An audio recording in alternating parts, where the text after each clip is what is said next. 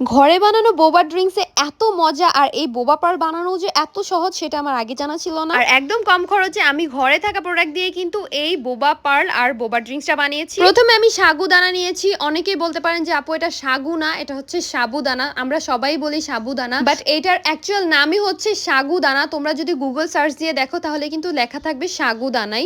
এদিকে হচ্ছে আমি সাবুদানাটাকে ব্লেন্ড করে নিয়েছি। এটা অনেক বেশি হার্ড হয়, তার জন্য 2-3 বার ব্লেন্ড করে নিতে হয়। এরপর হচ্ছে ছাঁকনি দিয়ে আমি চেলে চেলে নিচ্ছি। আমার মেয়েও আমাকে অনেকটা হেল্প করতেছে। চালার পরে যে আস্তগুলো থাকে ওইটাকে আবার ব্লেন্ড করে নিয়েছি। তো করার পরে আমার অনেকটা গুঁড়া হয়েছিল। ভুলেও কেউ পাটায় পিষতে যায় না, অনেক অনেক কষ্ট। তো এখানে আমি 1 টেবিল চামচ চিনি আর 2 টেবিল চামচ কোকো পাউডার দিয়ে দিয়েছি। এরপর হচ্ছে আমি একটু গরম পানি একে একে অল্প অল্প 1 চামচ করে জাস্ট আমি হাতে মিক্স করতে থাকবো। এরকম অল্প অল্প পানি দিতে হবে, কিন্তু একবারে পানি দিতে গেলে কিন্তু একদম দলা হয়ে যাবে। তো আমি এরকম অল্প অল্প পানি দিয়ে কিন্তু এরকম সুন্দর একটা খামির বানিয়ে নিয়েছি। খামিরটা আমি ঠিক যেমনটা চাচ্ছিলাম